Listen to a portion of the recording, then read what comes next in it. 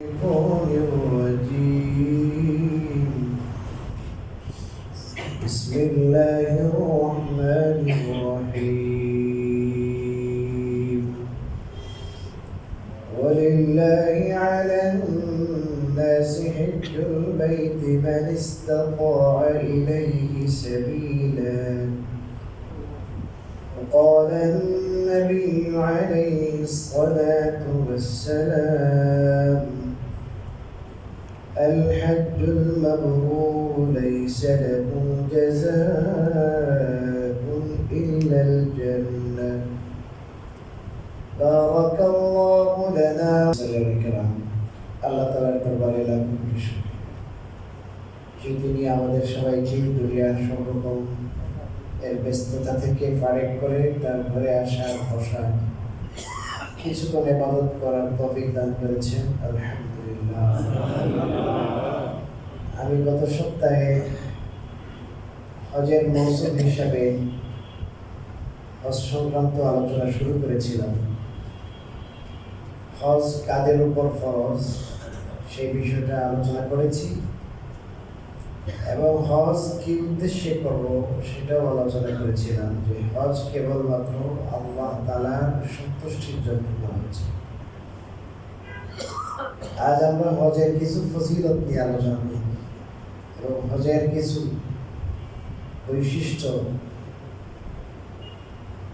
মুসলিম সমাজে হজের যে আসার এবং প্রভাব সে বিষয়ে কিছু আলোচনা করার প্রয়াস চালাবো ইনশাআল্লাহ। রাসূল করিম সাল্লাল্লাহু আলাইহি ওয়াসাল্লাম এক হাদিসে ইসলামের 5টি স্তম্ভের কথা বলেছেন। ইসলামকে একটি ঘরের সাথে তুলনা করে, কোন একটা ঘরের যেমন মূল ফাউন্ডেশন থাকে, কলম থাকে, ফিলার থাকে, এই ফিলারের উপরে কলমের উপরে পুরাটা ঘর দাঁড়ায়। ঠিক তেমনি ভাবে ইসলামের যে ঘর, ইসলাম নামক যে বাড়ি, সেটার অনেকগুলো শাখা। একটা ঘরে যেমন অনেকগুলো দরজা, অনেক রুম, ডাইনিং, বেডরুম, অনেক কিছু থাকে, ওরকম ইসলামের অনেক শাখা প্রশাখা, অনেক কিছু আছে ইসলাম। কিন্তু ইসলামের মূল ভিত্তি যেটা, এই ভিত্তিটা বুনিয়াল ইসলাম আলা খামসি, 5টি জিনিস। এর মধ্যে একটা হলো হজ। এর বোঝা গেল ইসলামের মধ্যে হজের যে অবস্থান, এটা কিন্তু সাধারণ অবস্থান না, এটা একটা ফাউন্ডেশন। ইমানের 77টি শাখা আছে। ইসলামের বহু বিধান আছে, ব্যক্তিগত জীবনে, পারিবারিক জীবনে, সামাজিক জীবনে, রাষ্ট্রীয় জীবনে, আন্তর্জাতিক জীবনে ইসলামের বহু বিধান, অসংখ্য করে। কিন্তু ইসলামের মূল ভিত্তি হলো 5টি জিনিস। তার মধ্যে একটি হলো হজ। এখান থেকে আমরা বুঝতে পারি যে হজের বিষয়ে আসলে ঢিলেমি করা চলবে না। আমি করছি, সময় সুযোগের অপেক্ষায় থাকি, এরকম না। এটা একটা। দ্বিতীয় কথা হলো যে ইসলামের মধ্যে যে হজের এত গুরুত্ব কেন? ইসলামের মধ্যে হজের এত গুরুত্ব কেন? হজের ফজিলত কি? রাসূলুল্লাহ সাল্লাল্লাহু আলাইহি ওয়াসাল্লাম বলেছেন, মান আতা হাদাল বাইত, যে বাইতুল্লাহ আসলো, ফালাম ইয়ারফাস ফালাম ইয়াফসিক, সে এসে কোন ধরনের অশ্লীল কথা বা কাজ করে নাই, কোন ধরনের পাপাচারে লিপ্ত হয় নাই, মানুষের সাথে ঝগড়া ঝাঁটি করে নাই, তাহলে রাজাআ কায়াউমিন ওয়ালাদাতহু উম্মুহু, খেয়াল করে শুনবেন। তাহলে সে হজে গিয়েছিল গুনায় ভরপুর, গুনার বোঝা মাথায় নেই। হজ থেকে সে ফিরে কেমন যেন তার মা তাকে আজই জন্ম দিয়েছে, সদ্য জন্ম নেওয়া শিশু যেমন কোনো ধরনের তার গুনাহ থাকে না, সম্পূর্ণ নিষ্পাপ মাসুম, ঠিক তেমনি ভাবে যেই মানুষ হক আদায় করে আল্লাহ তাআলার হুকুম মতো রাসূলুল্লাহ সাল্লাল্লাহু আলাইহি ওয়াসাল্লামের তরিকা মতো হজ করে, হজ্জে মাবরুর করে, এর নাম হজ্জে মাবরুর। একটু পরে বলছে হজ্জে মাবরুর কাকে বলে। তাহলে সে একেবারে মাসুম হয়ে ফিরে, কত বড় কি সওয়াব। আরেক হাদিসে রাসূল করিম সাল্লাল্লাহু আলাইহি ওয়াসাল্লাম বলেছেন, আল হজ্জুল মাবরুর লাইসা লাহু জাযাউন ইল্লাল জান্নাহ। বুখারীর হাদিস, সহিহ বুখারীর হাদিস। হজ্জে মাবরুরের বদলা কেবল জান্নাতি হতে পারে। মানে হজ্জে মাবরুর আল্লাহর কাছে এত বড় বিষয় যে এটা দুনিয়াতে দেওয়ার মতো কিছু না। দুনিয়ার সব গৌণ তুচ্ছ ছোট জিনিস। জান্নাতে বড় নিয়ামত পাওয়া যায় কোথায়? জান্নাতে। ওটা লাস্টিং করবে, দীর্ঘমেয়াদী, স্থায়ী, ক্ষণিকের না ওটা। জান্নাতের যে নিয়ামতগুলো আছে, এই নিয়ামতগুলো ধারণ করার ক্ষমতাই তো আমাদের নেই, এবিলিটি নাই। ওই জান্নাতের ওই নিয়ামতগুলো ভোগ করার জন্য জান্নাত লাগবে, ওটা দুনিয়াতে ভোগ করা যাবেই না। এই জন্য রাসূলুল্লাহ সাল্লাল্লাহু আলাইহি ওয়াসাল্লাম বলেন, হজ্জে মাবরুরের বদলা কেবল কি? জান্নাত। আল হজ্জুল মাবরুর লাইসা লাহু জাযা। হজ্জে মাবরুরের আর কোনো প্রতিদান নাই, প্রতিদান হলো কেবল কি? জান্নাত।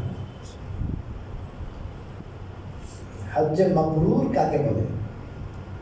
হজ্জে মাবরুর মানে যে হজের মধ্যে শুধু ভালো কাজ হয়েছে, খারাপ কাজ হয় নাই। হজ্জে মাবরুর মানে যেই হজ আল্লাহর দরবারে কবুল হয়েছে, প্রত্যাখ্যাত হয় নাই। হজ্জে মাবরুর মানে যেই হজের মধ্যে শরিয়ার সকল বিধান পালিত হয়েছে, কোনো বিধানকে উপেক্ষা করা হয় নাই। হজ্জে মাবরুর মানে হলো যেই হজের মধ্যে সুন্নাহকে পরিপূর্ণভাবে লক্ষ্য রাখা হয়েছে, সুন্নাহ উপেক্ষিত হয় নাই। প্রথম কথা হলো হজ্জে মাবরুরের যে নিয়ত কি থাকবে? বলেন, নিয়তটা ঠিক থাকবে একমাত্র আল্লাহর জন্য। দ্বিতীয় হলো হজ জীবনে আপনি প্রথমে যাচ্ছেন, অথবা আল্লাহর তৌফিক দিলে 2 বার 3 বার এভেলেবেল তার করছেন না। এই জন্য হজের মাসলা মাসাইল এগুলো 1 বার 2 বার পড়লেও ভুলে যাবেন। কারণ নামাজে তো আপনি ডেইলি আসছেন, নামাজ, রোজা, যাকাত এগুলো, কিন্তু হজের প্রয়োগ করার সময় তো প্রাণ নাই। হজের জায়গাগুলো আমাদের থেকে দূরে, এই জন্য মুআল্লিমরা বারবার বললেও ভুলে যায়, কিতাবে বারবার পড়লেও ভুলে যায়। এই জন্য হজে যাওয়ার আগে অনেকদিন আগের থেকে বারবার উলামায়ে কেরামের কাছে জায়গা দাঁড়ে জায়গা হজের মাসালাগুলো ভালো করে কি করা? জানা। আরেকটা হলো হজের সময় অনেক সময় মানুষ মাত্র ভুল ব্যতিক্রম হয়ে যেতে পারে। হজের মাসালার একটা দিক হলো, হজে যদি কোনো ব্যতিক্রম হয়, উল্টাপাল্টা হয়, এটার সমাধানও আছে। কোন অপরাধ করলে সমাধান কি? সমাধানের কত জানতে হবে। ফিকহের কিতাবাদিতে এটার নাম বাবুল জিনায়াত, অপরাধ অধ্যায়। কোন অপরাধ করলে কি সাজা, ওই সাজাটা ওটা যদি দেওয়া হয় তাহলে ঠিক হয়ে গেল। এই জিনিসগুলো আমাদের জানা থাকা উচিত। শুধু আপনার পয়সা আছে আর চিন্তা করলেন আমার পয়সা আছে আর মুআল্লিম সাহেব আছেন, আমি তো হজে যাব না। হ্যাঁ, মুআল্লিম সাহেব আছেন, খুব ভালো একটা এজেন্সিতে আমি হজে যাচ্ছি, হয়ে যাবে না। বারবার আপনাকে পড়তে হবে উলামায়ে কেরামের তত্ত্বাবধানে। আপনার বই, অনেক বই আছে, বিশুদ্ধ যে সমস্ত বই আছে, সুন্দরভাবে সব মাসলা মাসাইলগুলা গুছিয়ে লেখা আছে, এই সমস্ত বইগুলো বারবার পড়া, উলামায়ে কেরামের তত্ত্বাবধান। এটা হজ্জে মাবরুর করার জন্য মাসলা মাসাইলের ইলম শর্ত, সুন্নাহর ইলম শর্ত। আল্লাহ এমন ভুল করে বসবেন যে আর হজই শেষ। 3 নম্বর জিনিস হজের মধ্যে, 3 নম্বর জিনিস প্রচুর পরিমাণে ধৈর্য থাকা, প্রচুর পরিমাণে কি থাকা, ধৈর্য থাকা। আপনার পরিবারে 5 জন সদস্য নিয়ে আছেন, ওখানে 50 লক্ষ মানুষ, তা আপনি পরিবারে যেমন থাকেন আরামে, আপনি যদি ওখানে যাওয়ার পর চিন্তা করেন আমি এমন হয়ে আরামে থাকবো, আপনি এখানে যে আপনার রেসপেক্টটা আপনি পাচ্ছেন পরিবারের পক্ষ থেকে, আপনার কাজের বুয়ার পক্ষ থেকে, কাজের লোকের পক্ষ থেকে, ওখানে যে যদি আপনার মন মানসিকতা যদি এমনই থাকে, আমার বস বলবে, আমাকে রেসপেক্ট করবে, আমাকে এমন খাবার দিবে, আমার তেমন খাবার দিবে, তাহলে হবে না। আপনারা কেউ মাইন্ড করবেন না, মানে বাস্তবতার জন্য সেটাই বলছি আর কি, আপনাদের ভালোর জন্য বলছি। আপনার কেউ কষ্ট পাইলে আমি আগে ভাগে মাফ চাচ্ছি। আসলে কাউকে কষ্ট দেওয়া ঠিক না, কাউকে অকারণে কি দেওয়া কষ্ট দেওয়া, কাউকে, যে কোনো দলের মানুষ। এই যে আমাদের দেশে শুরু হচ্ছে, কাকে কেমনে ঘায়েল করে কথা বলতে পারেন, এটা কেন ভাই ঘায়েল করবেন কেন? এই যে হজের শিক্ষাটাকে দেখেন, হজের শিক্ষা হলো আব্দিয়ত, বন্দেগী, সবাই আল্লাহর বান্দা। এই যে মানুষের মধ্যে একটা গেবেগি ভাব থাকে, মানুষের বংশের কারণে, অর্থের কারণে, পয়সার কারণে, পদ পদবি পজিশনের কারণে, গাড়িওয়ালা, বড় আলেম, বড় এমপি, বড় মন্ত্রী, এই সবগুলোকে মাটির সাথে মিশিয়ে দেওয়া হজ। এই জন্য হজের মধ্যে কি বলেন না, হজের মধ্যে মাথা মুন্ডানো, এই ভুচ্ছা গেবেগির ভুচ্ছা নামানোর জন্য মাথা মুন্ডানো। বাবা হ্যাপি কাটিং, দিলীপ কাটিং, কত কাটিং কটা দেয়, যাই বলে এই নায়কের মতো, এই নায়কের মতো। বাপরে বাবা, হাঁটার সময় যে ভাব বাবুই অন্যরকম, সুরই অন্যরকম। হ্যাঁ, পাঞ্জাবির কাটিংটা কিরকম, শার্টটা কেমন হতো, প্যান্টটা কেমন হতো, জিন্সের প্যান্টটা আর এটা একটু লম্বা করে একটু দেয়। তো ওখানে হজের সব একটু যে বিধানই হলো আল্লাহর বন্দেগী, আল্লাহর বান্দা, আল্লাহর গোলামি। হজের মূল কথা হলো আল্লাহর দাসত্ব, আল্লাহর গোলাম, আর কিছু না। চিন্তা করে দেখেন, আপনার মিনায় যারা গেছেন, মিনায় কি অবস্থা, সব একসাথে একজন। তো সাহাবায়ে কিরাম বললেন যে হুজুর, এখানে মিনায় তো সব মানুষ আসে, আপনার জায়গা কোথায়? আমরা একটা কাজ করি, আপনাদের একটা ঘর, আলাদা একটা জায়গা ঠিক করে দিই, এই জায়গা কি আপনি থাকবেন, যে আপনার জন্য এটা খাস। সাহাবায়ে কেরামের যে এই আবদান, এই প্রস্তাব, এটা রাসূল করিম সাহেবের পজিশন হিসাবে বাস্তবসম্মত না? কি বলেন ভাই, ওনার জন্য হওয়া উচিত কিনা? উনি তো হজের পরিচালক, আমারে আপনারা এখানে একটা জায়গা দিয়েছেন, আপনাদের নামাজ পড়াই করতে হবে, এটা কি অযৌক্তিক নাকি? কথা বলুন। রাসূল করিম সাল্লাল্লাহু আলাইহি ওয়াসাল্লাম বলেছেন না, না হবে না, এটা মিনা মুনাফু মান সাবাক। মিনা যেই ব্যক্তি আগে আসবে, কোথায় আসবে? যে ব্যক্তি আগে আসবে তার উঠ বসার জায়গা মিনা। মানে হলো আমার আগেও যদি কেউ আসে, ওই ভালো জায়গাটা সে রাখবে, আমি পরে আসলে আমার জায়গা পরে। রাসূল ইসলাম বলেছেন মিনা মুনাফু মান সাবাক, যে আগে আসবে তার জায়গা। এই জন্য হাদিস শরীফে আছে, কেউ জুমার নামাজ শুরু হবে, এর আগে সবাই সব বন্দী হয়ে বসা আছে, খুতবা চলতেছে। এখন হাদিসে আছে না, প্রথম কাতারের সওয়াব আছে না নাই? প্রথম কাতারের সওয়াব যদি মানুষ জানতো কত বেশি সওয়াব, তাহলে এমন কম্পিটিশন শুরু হইতো। এখন মনে করেন 50 জন, 30 জন, 40 জন এক কাতারে, এখন মানুষ হলো 1000, সব মানুষ কি প্রথম কাতারে আসতে পারবে? সবাই কম্পিটিশন করতেছে, ভাই আমি প্রথম কাতারে। তাহলে এখন সিদ্ধান্ত হবে কেমনে? যখন সবাই ঝগড়া করবে, সিদ্ধান্ত এমন হইতে পারে যে ভাই আমরা লটারি মারি, লটারির মাধ্যমে যাদের নাম আসবে তারা কি প্রথম কাতারে। যে এমন যদি ঝগড়া হইতো, এটার সিদ্ধান্ত লটারি ছাড়া অন্য কিছু না, তাহলে লটারির সিস্টেম করে হইলেও কোথায় আসতো? কোন কাতারে? প্রথম কাতারে। প্রথম কাতারে এত বেশি ফজিলত, এবং জমায় আগে আসার ফজিলত আছে না নাই? কিন্তু এত তো সত্য, একজন মানুষ বসা, তাকে তার ঘাটতি নিয়ে যদি আপনি আসেন, তাহলে এটা গুনাহে কবিরা হবে, সব হবে না। কেন ভাই? প্রথম কাতারের সওয়াব আছে, আগে আসারও সওয়াব আছে, কিন্তু একজনের আপনার ঘাটতি নেই আসলে গুনাহ হবে, কবিরা গুনাহ হবে। কেন?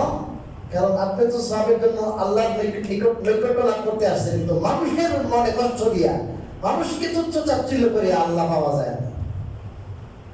অনেকে আছে না, অনেক ইবাদত বুঝায়, কিন্তু বউয়ের সাথে ব্যবহার ভালো না, ছেলের সাথে ব্যবহার ভালো না, যারা অধীনস্থ এদের সাথে ব্যবহার ভালো না। কঠোর ব্যবহার করা, কঠোর শব্দ চয়ন করা আপনার আল্লাহকে পাওয়া যায় না। এক হাদিসে আছে, রাসূল করিম সাল্লাল্লাহু আলাইহি ওয়াসাল্লাম বলেছেন, বিহাসবি ইমরিইন মিনাশ শার। খেয়াল করে শুনবেন, একজন মানুষ খারাপ হওয়ার জন্য এতটুকুই এনাফ, যথেষ্ট। একজন মানুষ খারাপ, একটা মানুষ খারাপ হওয়ার জন্য অতটুকুই কি যথেষ্ট, যে আইয়াদা আর-রাজুলু মাখাফাতা আইয়াতরুকাহান নাসু মাখাফাতা শাররি।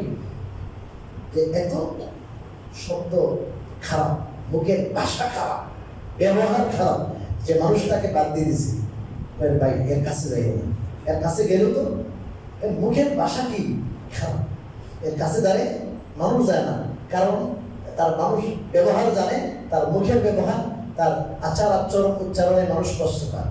তাই এই মানুষ যতই ইবাদত করুক, আল্লাহ রাসূল বলেন সে কি নিকৃষ্ট মানুষ। মানুষ কাকে বলে?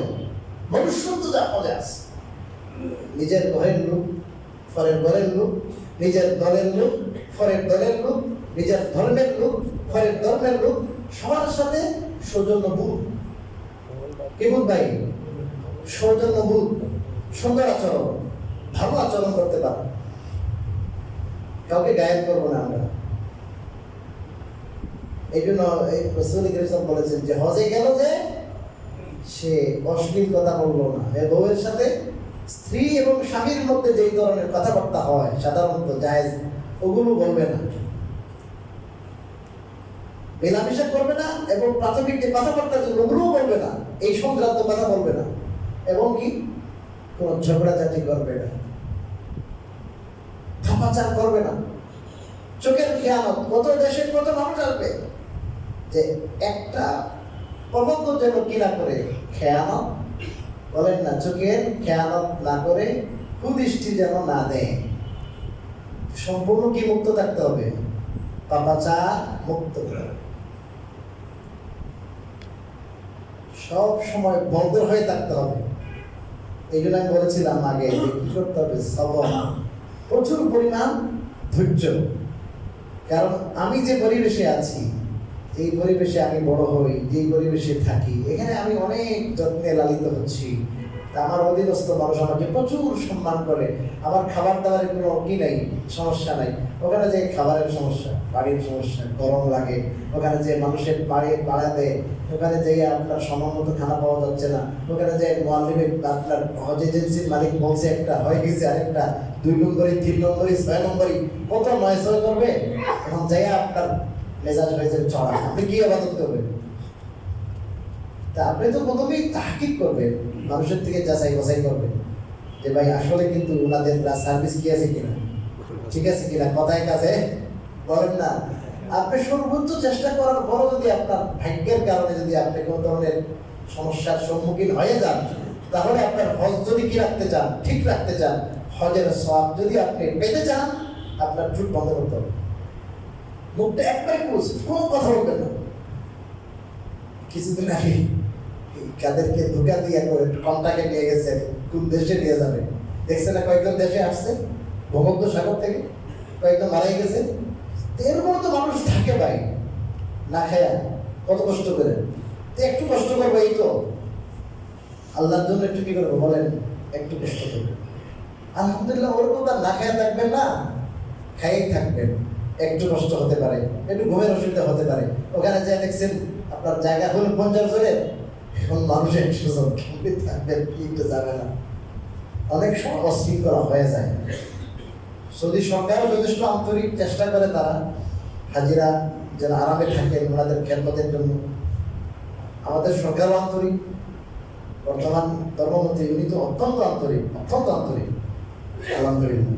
কিন্তু এরপর যদি কি হয়, কোনো জায়গায় কোনো ধরনের বেশ কম হয়ে যায়, কি করতে হবে বলেন? সবর করতে হবে, ধৈর্য ধারণ করতে হবে। উচ্চ করা, হরিহুল্লার করা, ধ্যান দরবারে লেগে যাওয়া, তোমার কত টাকা ব্যয় দিচ্ছি, কথা কি বললাম, কি কাজ করলাম, এই সমস্ত যদি আপনি ঝগড়াঝাটি করেন সব শেষ। হতে পারে আপনার ঝগড়া, আপনার ধ্যান দরবার, এই ক্ষেত্রে আপনি হকে আছেন, রাইট, আপনার রাইট আছে, কারণ আপনি তার সাথে যে কথা বলেছেন সেই কথা মধ্যে হয় নাই। কিন্তু অনেক সময় রাইট থাকলেও কথা বলতে হয় না, মনে রাখবেন এই কথা। অনেকে আছে ভাই আমি বলবো না কেন, আমার কথা বলার কি আছে, রাইট আছে। আরে হাদিসি কোরআনে তো বলছি অনেক সময় রাইট থাকলেও না বলা, চুপ থাকা। হাদিস শরীফে রাসূল কারীম সাল্লাল্লাহু আলাইহি ওয়াসাল্লাম বলেছেন, মান তারাকাল মারাআ ওয়া হুয়া মুহিব্বুন দুনিয়া লাহু ফি রাউজিল জান্নাহ। জান্নাতের কেনারায় তাকে বিরাট অট্টালিকা বানানো হবে, যে হকদার, যে হকে আছে, এরপরও সে কথা বলে না,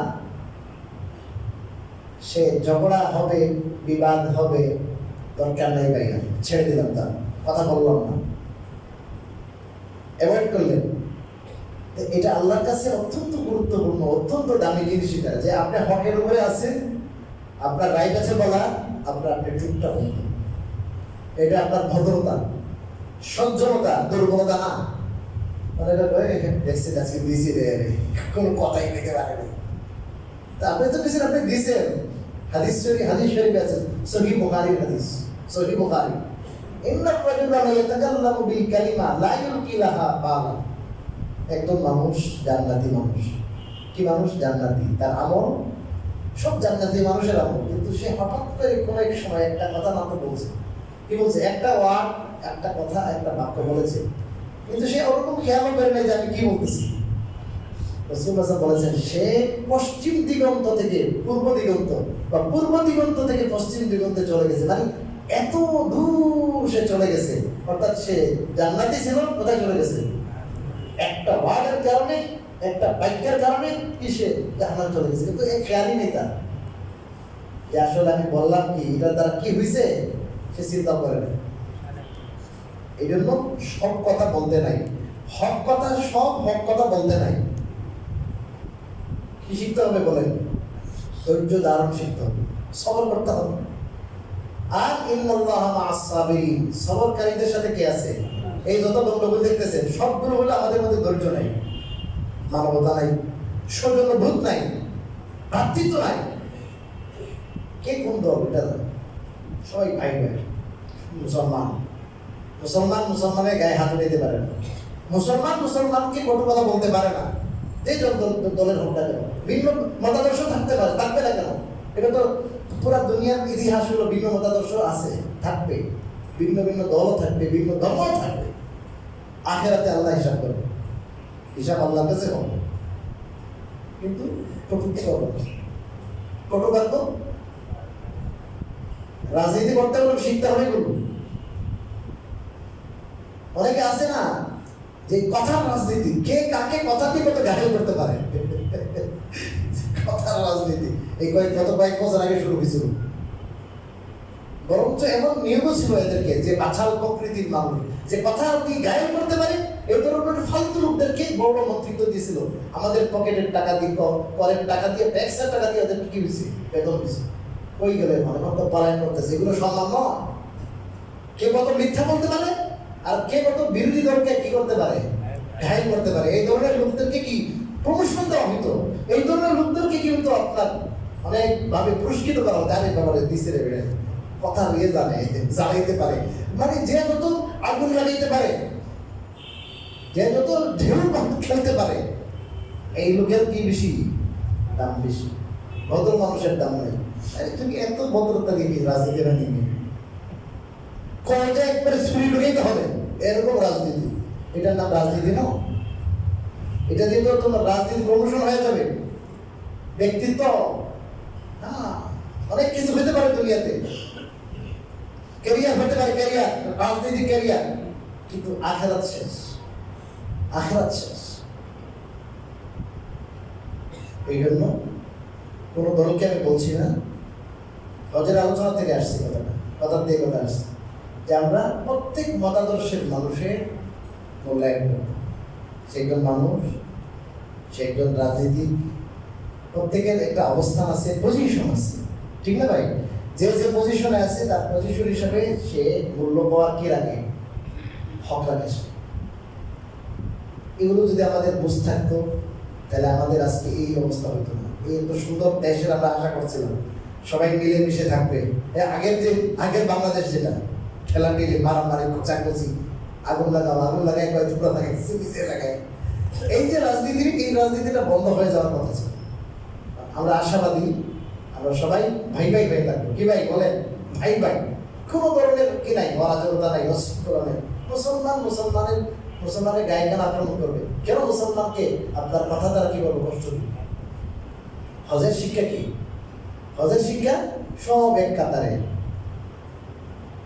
সব দলের মানুষ, সব দেশের মানুষ, সাদা কালো, কত দল, কত উপদল, কত বংশ।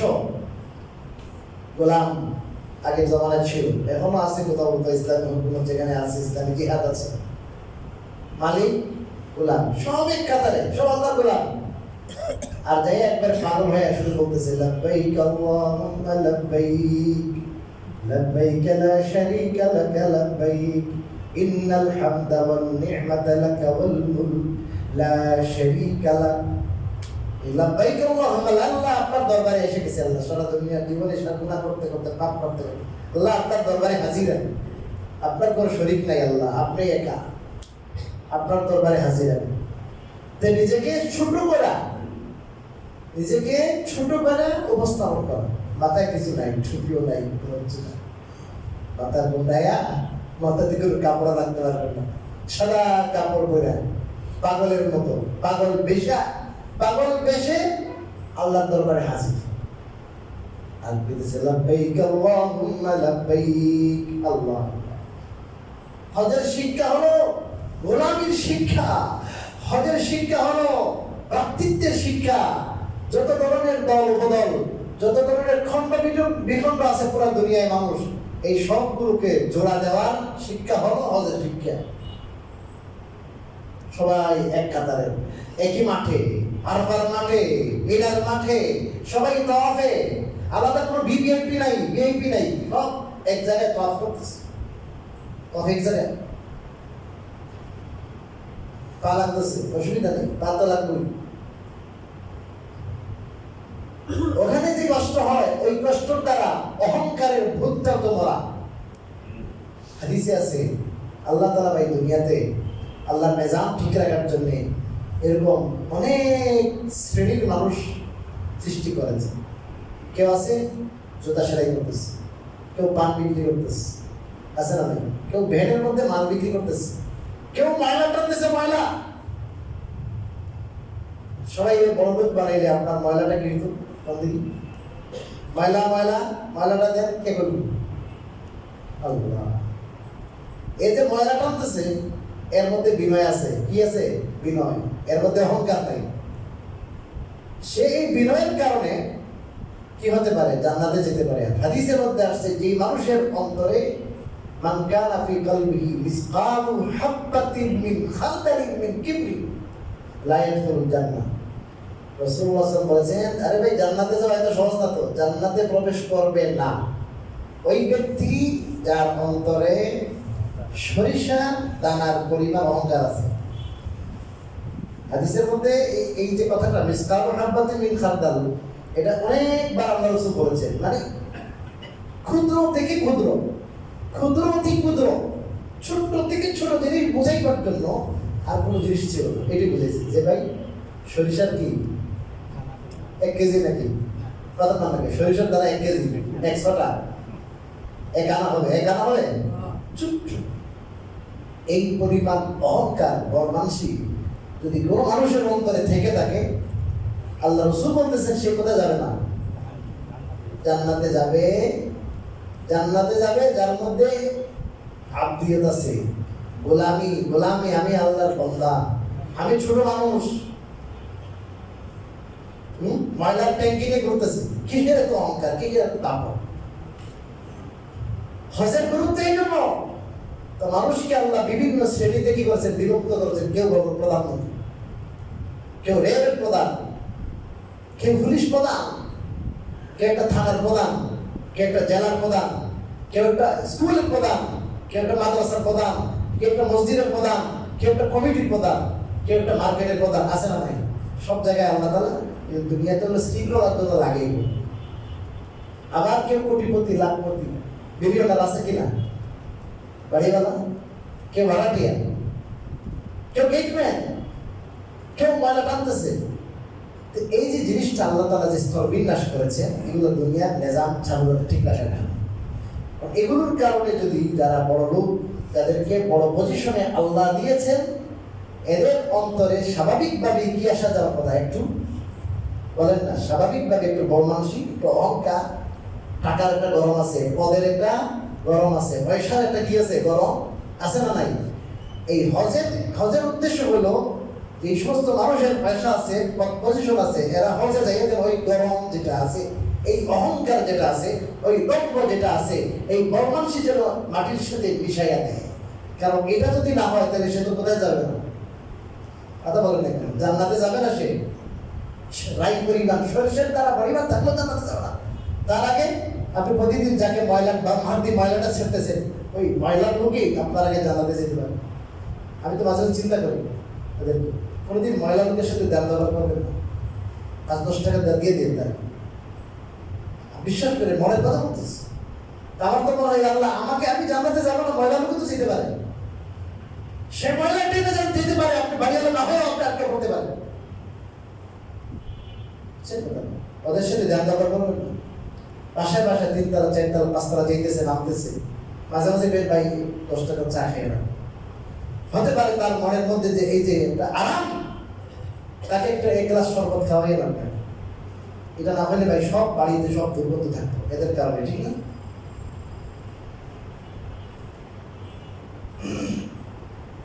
এবং বড় মানুষের জন্য কোনো ধরনের বদমাশি না থাকে, কোনো ধরনের অহংকার না থাকে, বড় ছোট, বড় লোক ছোট লোক, এই ব্যবধান যেন না থাকে। এই জন্য হজের শিক্ষা, এগুলো হজের শিক্ষা। রাসূলুল্লাহ সাল্লাল্লাহু আলাইহি ওয়াসাল্লাম বলেছেন খাদেমদের ব্যাপারে, কাজের লোক আছে না, বাড়িতে কাজের লোক, আমেরিকা পশ্চিমাদের শিক্ষা কি? এর টুলে বসাবা, চেয়ার দিবা না, চেয়ার দিলে এরকম বসবে, হের ঘুম আসবে, আসতে চাইতে একটা লাথি দিবা, তাহলে ঠিকঠাক বসে। এটা কি পশ্চিমাদের শিক্ষা? বুঝলেন না? আর ইসলামের শিক্ষা হলো তোমরা যে খাবার খাও এর এই খাবার। আজকে বাসায় বিরিয়ানি পাক হয়েছে, বিরিয়ানি খাওয়াইতে হবে, ওকে হাদিস হাদিস। আজকে কাচ্চি খাইতেছেন, কাচ্চি, এই কাজের লোককে কাচ্চি খাওয়াতে হবে, হাদিস। তার টাকা নাই, আপনার ঘর বসতেছে, আপনার ঘরের কাজ করতেছে, আপনার গেট লাগাইতেছে, কিন্তু এই কাচ্চির ঘ্রাণ তার নাকে যাবে কিনা এরও তো মন আছে না নাই? তারও জিহ্বা আছে না নাই? তারও তো আছে। এই জন্য হাদিসে আছে সে ছোট লোক, এই জন্য তাকে ভিন্ন খাবার খাওয়ানো যাবে। তুমি যে কাপড় পরো তারে ওই কাপড় পরাও, আপনি যখন ভালো দামি কাপড় পরবেন, এরও তো মনে চায় যে আমার যদি টাকা থাকতো।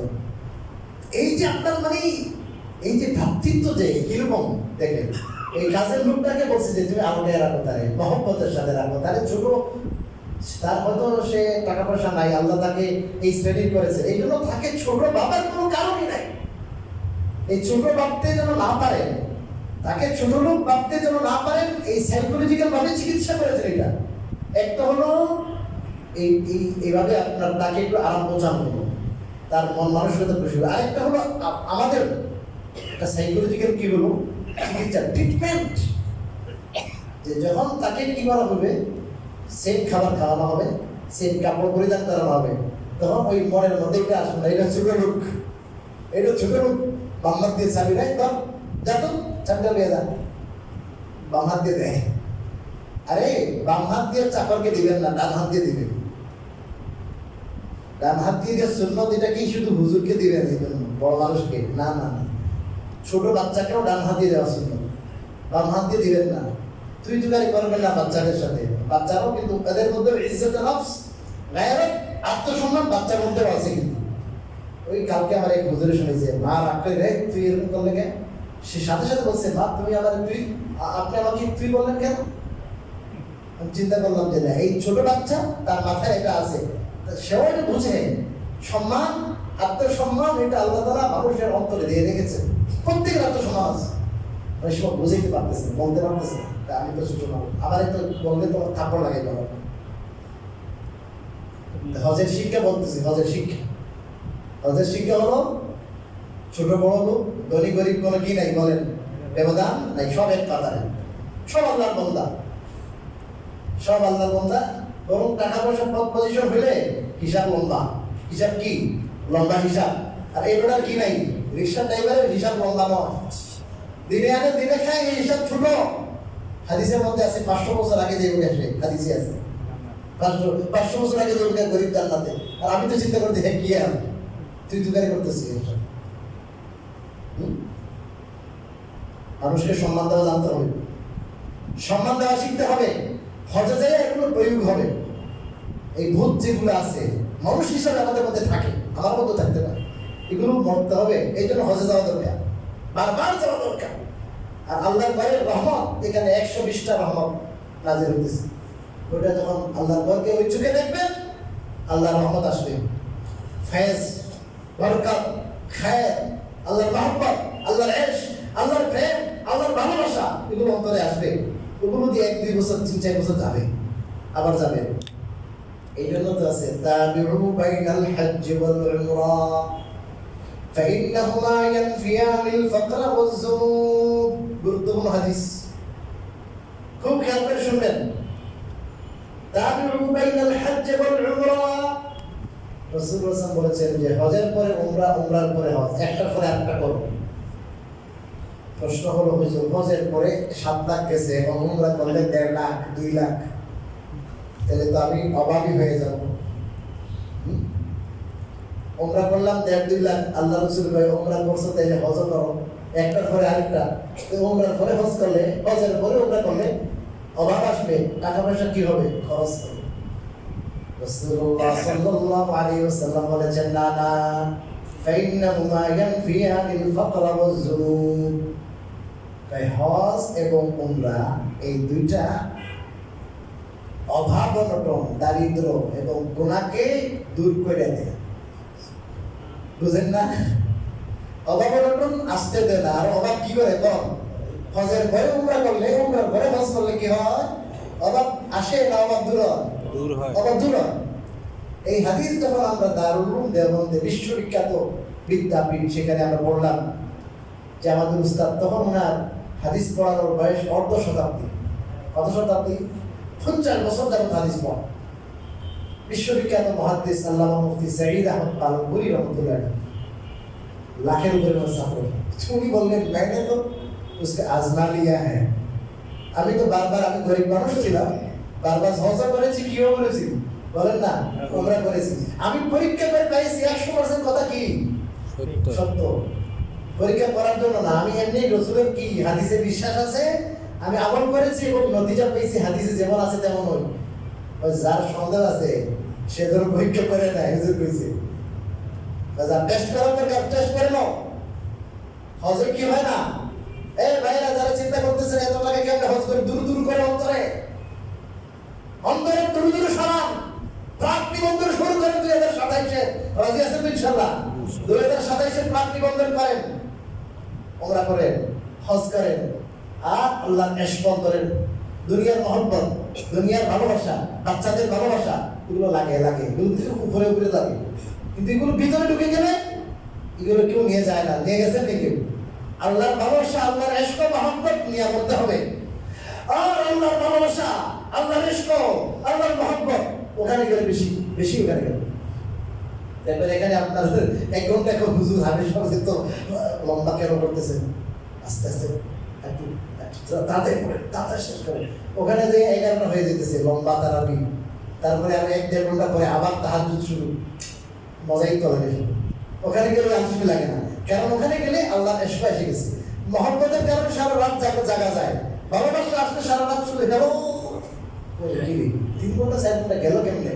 দেখো টাকা পরে টাকা শেষ হয়ে যায়, আবার পরে বিকাশ হয়, আবার শেষ হয়ে যায়, গেল কেমনে? বা এর ভালোবাসা তো আল্লাহর সাথে প্রেম, আল্লাহর সাথে ভালোবাসা যখন সৃষ্টি হবে, ইবাদতে মজা আসবে, ইবাদতে মজা আসবে, তেলাওয়াতে মজা আসবে। ওই মজা নিয়ে দেশে আসবেন, দেখেন এখন আল্লাহ আল্লাহ করতে কি লাগে, ভালো দুনিয়ার মহব্বত যাবে। রাজি আছে তো ইনশাআল্লাহ? এই জন্য হজের পরে উমরা, উমরার পরে হজ করবো তো ইনশাআল্লাহ। এই হজ্জে মবরুর কাকে বলে? হজ্জে মবরুর তাকে বলে এই হজটা সুন্নত মোতাবেক হয়। মাসলা জেনে হবে, এই হজের মধ্যে ঝগড়াঝাটি নাই, কি নাই? ঝগড়াঝাটি নাই। এই হজে সবর আছে, যেই হজের মধ্যে স্বামী স্ত্রীর মধ্যে স্বামী স্ত্রীর সুলভ কোনো আচরণ কথাবার্তা নাই, এই হজের হজ্জে মবরুর। মুহাদ্দিসিনে কেরাম, উলামায়ে কেরাম হজ্জে মবরুর হইল কিনা এটা বোঝার একটা লক্ষণ বলেছেন। এটা বলে আমি বয়ান শেষ করতেছি। এটা বোঝার লক্ষণ হলে দেশে আসার পরে যদি আগের অবস্থা থেকে চেঞ্জ হয়ে যায়, আগে 2 নম্বরই করতে, এখন 1 নম্বর হয়ে গেছে। আগে মানুষের হক মাইরে খাইতো, এখন না কয়ের বাইরে লস করা দেখো। দুনিয়ার মহব্বতে ভরা, এখন শুধু আল্লাহর মহব্বত। আজান হওয়ার আগেই করে একটা নামাজে হাজির। আগে রাত্রে ফেসবুক এইটা ওইটাকে ফজরের আগে 2-3 ঘন্টা আগে ঘুমায়, ফজরের নামাজ নাই, বউয়ে খায় নামাজ যাও না, ঘুমাই একটু পরে। এখন দেখা যায় ফজরের আজানের আগে ওই তাহাজ্জুদ পড়ে। তার জীবনের আমূল পরিবর্তন যদি হয়, তাহলে বুঝবেন হজ কি হয়ে গেছে। কথা বলে না, গফুর হয়েছিল। আর যদি দেখা যায় যেই লাউ সেই কদু, আগের অবস্থায় আছে, বুঝবেন সমস্যা আছে। এগুলো যারা হজে যাবেন বারবার দোয়া করেন, কান্নাকাটি করেন যে আল্লাহ আমাকে আপনি হজ্জে মবরুর নসিব করেন। আমাদের জন্য দোয়া করবেন, আল্লাহ যেন আমাদেরও হজ্জে মবরুর নসিব করেন। আর দেশের জন্য দোয়া করবেন। বৈশ্বিক পরিস্থিতি খুব ভালো নয়, বৈশ্বিক পরিস্থিতি খুবই সুখকর নয়, ভালো নয়। এটার আসল সারা বিশ্বকে দিতে হচ্ছে, আমাদেরও দিতে হচ্ছে, আমাদেরও দিতে হচ্ছে। 114 টাকার তেলের লিটার হয়েছিল, সেই অনুপাতে বাড়া হয়েছিল, ঠিক না? 100 টাকা হয়েছে, কেউ কমায় নাই। এখন আবার ডিজেলের দাম যেহেতু বাড়ছে, তাহলে বাড়াও বাড়বে। ওই বাড়ছে, 1 টাকা বাড়ছে মাত্র। এতদিন যে কম ছিল সেটার কোনো হিসাব নেই। এইটা মানে জনগণের